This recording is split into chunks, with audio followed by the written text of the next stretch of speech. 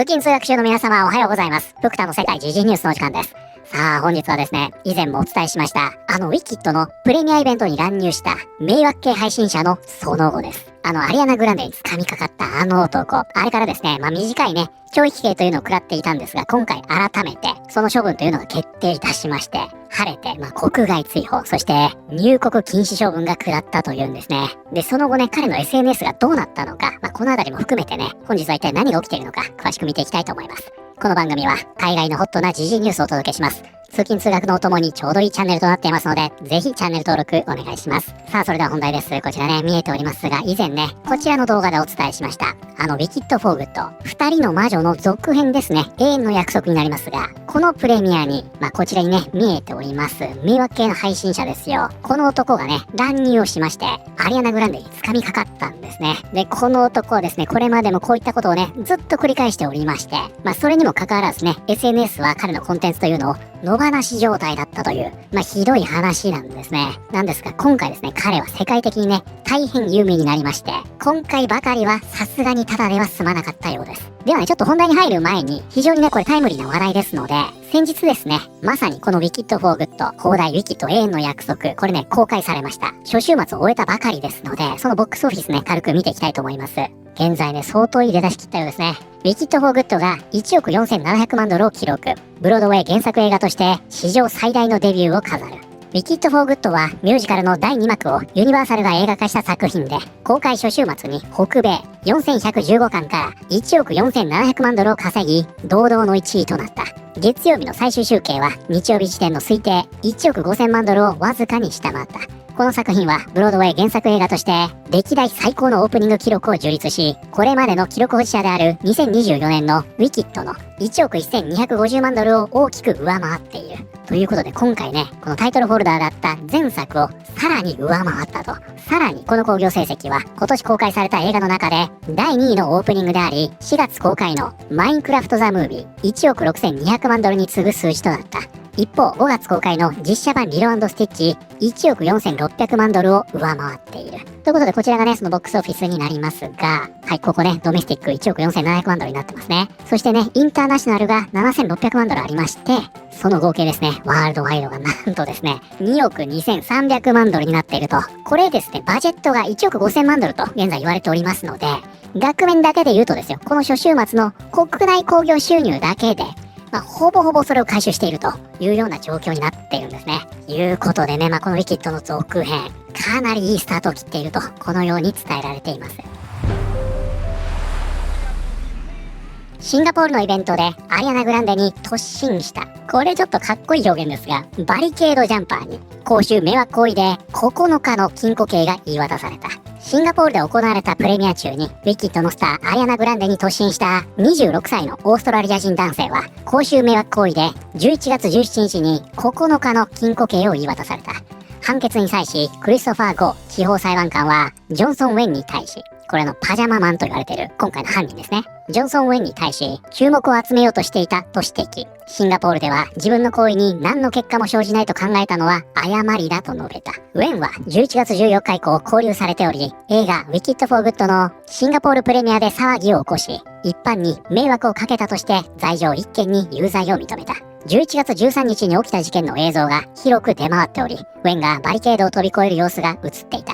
その後彼はグランデの方へ走り寄り、腕を回して跳ね回った。映画で緑の肌のエルファバを演じる共演者シンシア・エリボが駆け寄り、彼の腕を引き離した。これね、シンシア・エリボも本能で動いてたって言ってましたね。何も考えてなかったと。警備員がウェンを取り押さえ、会場の外へ連れ出した。この事件は世界中で報道されている。ということで、この男、こちらですね。オーストラリアのね、配信者なんですが、例えばね、電車の中で踊ってみたり、よくあるでしょ？あれですよ。最近ですね、亜種も現れておりまして、こちらにね、見えておりますが、電車の中でシャワーを浴びるというね、こんなのも出てきておりますが、もう本当にね、絵に描いたような、いわゆる迷惑系の配信者なんですね。今回以外にもですね、これまで様々なコンサートに侵入してみたり、FIFA やオリンピックの試合に乱入してみたりと、これをコンテンツにしている人物なんですね。で、主に生息場所は TikTok と Instagram になるんですが、この2つのプラットフォームはこれまでね、もう何事もなかったかのように彼を野放しにしているというような状況でした。これね、現在そのアカウントどうなってているのか、後で一緒に見ましょうね。ウェンは自分の行為が迷惑になることを認識していたと認めた。捜査によれば、ウェンはケイティ・ペリー、ザ・チェインスモーカーズ、ザ・ウィークエンドのコンサートなど、著名なイベントを妨害する常習者であることが判明した。その後の捜査で、警察は11月14日にテンプルストリートでウェンを発見し、公衆迷惑行為の容疑で逮捕した。彼は4日間拘留されている。ということでですね、あの時にね、会場で拘束はされているんですが、すぐに釈放されてるんですね。それもどうかと思いますが、警察に突き出さないんですね。でね、このパジャママンは、イエーイ解放されたぜっていう動画上げてるんですよ。やばいでしょ。なんですが、その後ですね、警察が、彼を発見し、そこで改めて逮捕したと。ウェンは静かに審理を聞いており、裁判所の担当官が読み上げた言い回しのいくつかを理解するのに苦労している様子で、数回繰り返すように求めた。彼が使用言語を尋ねられると、英語、オーストラリアと答えた。彼は陳述でこう答えている。もう二度としません。そして判事が尋ねた。口先だけではないのか、本当にそう思っているのか。はい、やめます。ずっとトラブルを起こしてきました。これに対し検察側が、ウェンがもうしないと言ったとしても、禁錮刑は必要だと述べた。あなたは注目を集めようとして、自分のことしか考えず、他人の安全を全く考えずに、こうした行為をしているように見える。判事はウェンが反省していないという検察側の主張に同意。そしてここです。ウェンが逮捕後に自分が自由であることを示すインスタグラムのストーリーを厚かましく投稿していたためだ。ということで、解放された後にね、釈放されたぞーっていう動画を上げてしまったんですね。これにより、お前反省してねえだろと。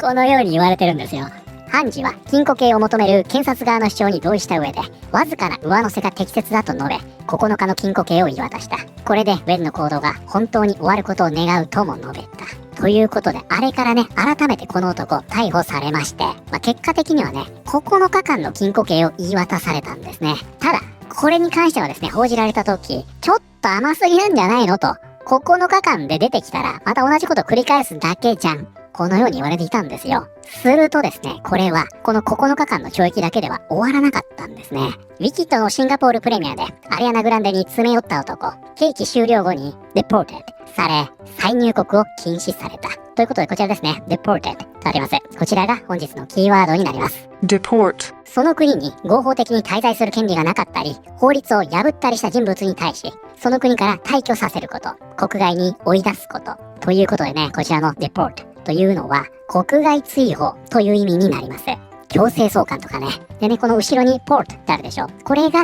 運ぶという意味になるんですね。だから、エアポートっていうでしょ。あのポートです。でね、この前についてる D というのが、離れるとかね、外へというラテン語由来の窃盗時になりまして、これが合わさって国外追放ということになるわけですね。で、このワードはですね、最近移民関連の話題多いじゃないですか。もうニュースではね、ものすごくよく耳にします。あとね、以前プクタちょこっとお話ししましたが、医療系のドラマ好きなんですよ。で、あの系統のドラマのね、クリシェとして、不法移民をね、アイスから守るという描写が、ものすごくたくさん出てくるんですね。これもお決まりなんですが、大体ね、こういったドラマでは、警察関連はヴィランとして描かれるので、この不法移民をね、治療し終えた後にね、アイスの目を欺いて逃がすという描写は結構出てくるんですよ。これ ER もそうでしたよね。なので、医療系のドラマを見ていても、このワードものすごく出てきます。なので、今度ね、聞こえてくると思いますよ、ちゃんとね。いや、以前ね、ザ・ピットの話少ししましたので、ニューアムステルダムの話もいつかしたいですね。このドラマはですね、シーズン3からね、そのスタイルが表現するんですが、左翼から見ると、世界ってこういう風に見えてるんだっていうのがね、描かれているんですよ。で、しかもね、それを皮肉で描いてるわけではなくって、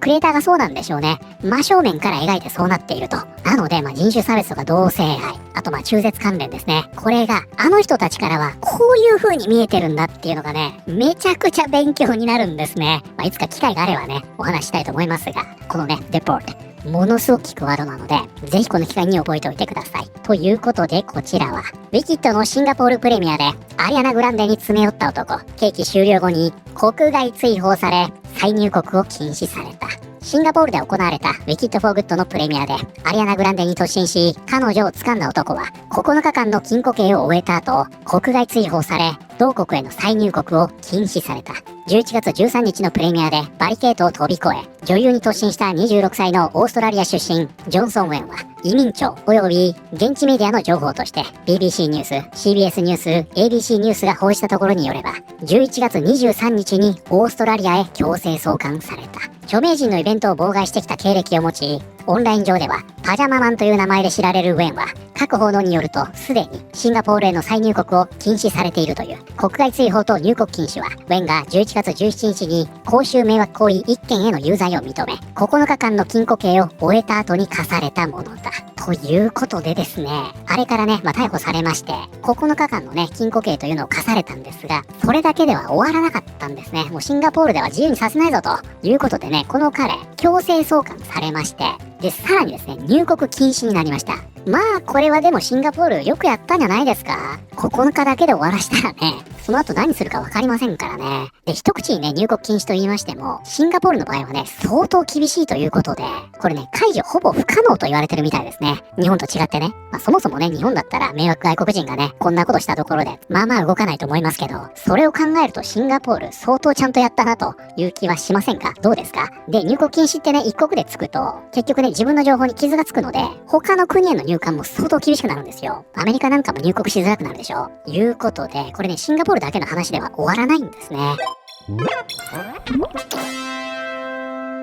シンガポールが厳格な法律と公共の秩序に対する低い寛容度で知られていることは、国家としてのアイデンティティの重要な部分を成している。これは単に有名人を守るという話ではなく、シンガポール全体の法哲学との衝突なのだ。そしてこの人ね、国外追放はやりすぎだと、このように言ってるんですが、これまさにね、先ほど読んだピープルの記事のコメント欄にあるんですが、いいね。でも、アメリカで同じことが起きて、この男が入国禁止になったら、人々は暴動を起こすだろうね。と、このように言ってるんですよ。ね。で、この人ね、プロフ見る限りアメリカ人なんですが、もうまさにこれには賛同してないということですね。一方その人はね、もっとやれということですね。正直シンガポールが彼をそれだけで許したなんて驚きだと。彼は主要イベントや特別イベント向けの国際的オーストラリア国内の監視リストに載せるべきだ。さらに深刻なメンタルヘルスの評価を受ける必要がある。この人うまいですね。彼は永遠にバンされましたと。これね、フォーグッドってあるでしょ。今回のウィキッドの現代ですね。これね、いいことのためにという意味ではないですからね。これね、フォーグランドというね、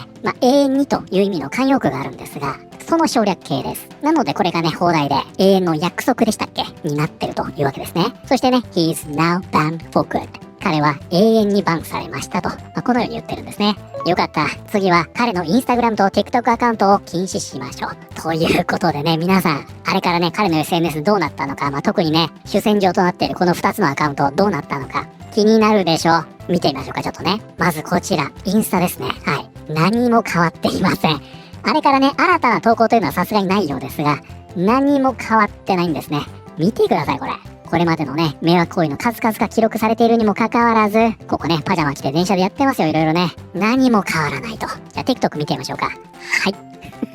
TikTok ですね。バンされました。これは意外でしたね。どちらかというとね、インスタの方が先に動きそうですが、なんとですね、この TikTok、パジャママンね、バンにしたようです。もうすでにね、アカウントありません。インスタよりね、はるかにたくさんの動画が投稿されていたんですが、現在ですね、アカウントなくなりました。いや、だからこうやって見ると、これ、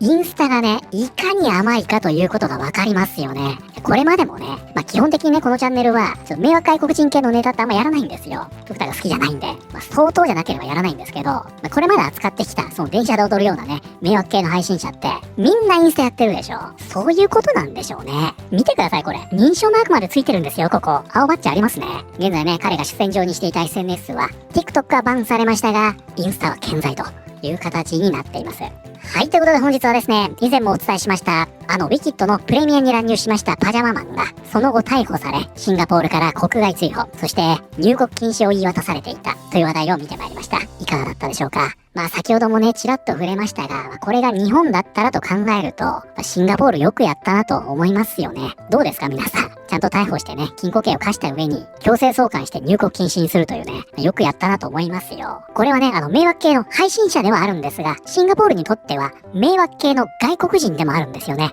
つまり海外からやってきてね、国内で迷惑をかける外国人に対しての態度というのをはっきり示したという形になったんじゃないかなと思います。なんかね、シンガポールでは一応ね、初犯ということだったんですが、事実上の初犯じゃないというように見られたようですね。当たり前ですが、だって自分で証拠を残してるわけですからね。常習犯だとされたようです。ですね。いやー、それにしても正直ね、なんかこう TikTok がね、無法地帯というイメージあるかもしれませんが、インスタは輪をかけて甘かったということで、まあこのあたりもちょっと驚きですね。まあ今後彼はね、相当動きにくくなったと思うので、まあ国外にも出づらいでしょう。もう多分国内のイベントとかも入場しづらいんじゃないかなと思うんですよね。アンディ・ウォーホルのね、15分間の名声という、まあ非常に有名な言葉があるんですが、これはね、いつか誰もが15分間だけは有名になれるという、まあ非常に有名なフレーズなんですが、まさにね、今回のこのパジャママン、このアンディ・ウォーホルの言葉を体現したのかもしれません。皆さんはこれについてどのように思われたでしょうか？ということで、本日の動画は以上になります。この動画良かったよと思っていただいた方、ぜひチャンネル登録、グッドボタンお願いします。それではまた、通勤通学中にお会いしましょう。